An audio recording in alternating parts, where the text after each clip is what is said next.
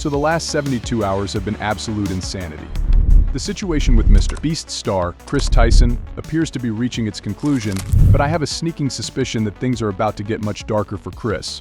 I'm talking about him possibly being investigated legally.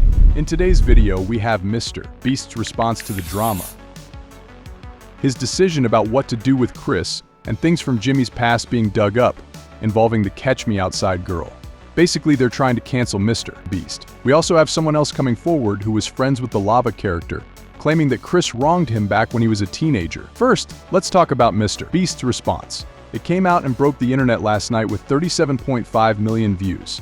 Over the last few days, I've become aware of the serious allegations against Tyson's behavior online, and I'm disgusted and opposed to such unacceptable acts. For legal reasons, he probably can't specify the acts, but I've seen enough online to take immediate action to remove Ava from the company, my channel, and any association with MrBeast.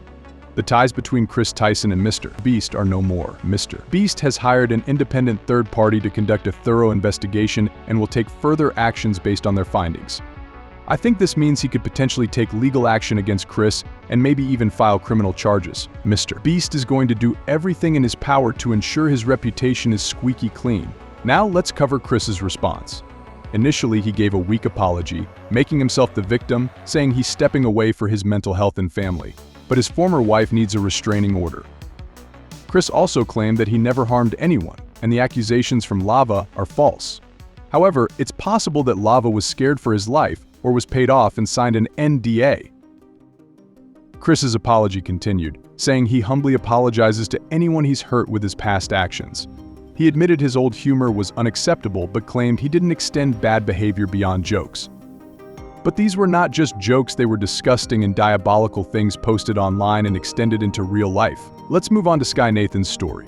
He released his account of Chris's inappropriate behavior when Nathan was about 15 years old.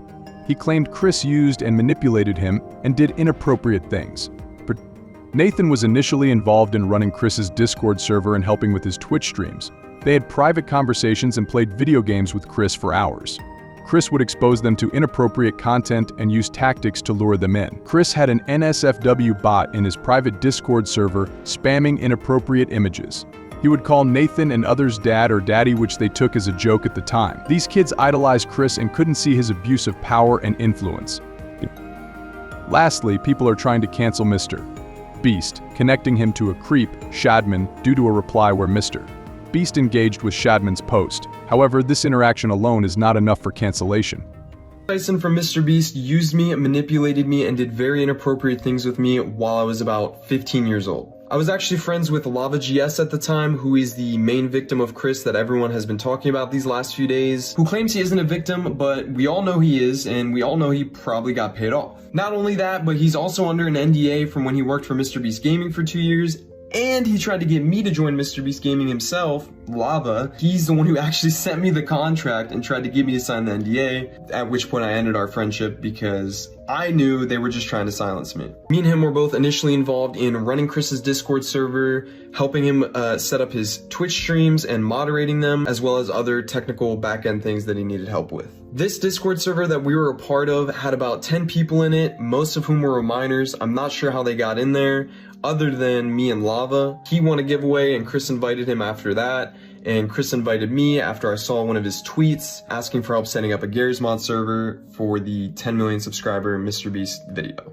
Leon Lush, a co-owner of the podcast, provided context explaining that edgy content was a strategy at the time, though it appears cringeworthy now.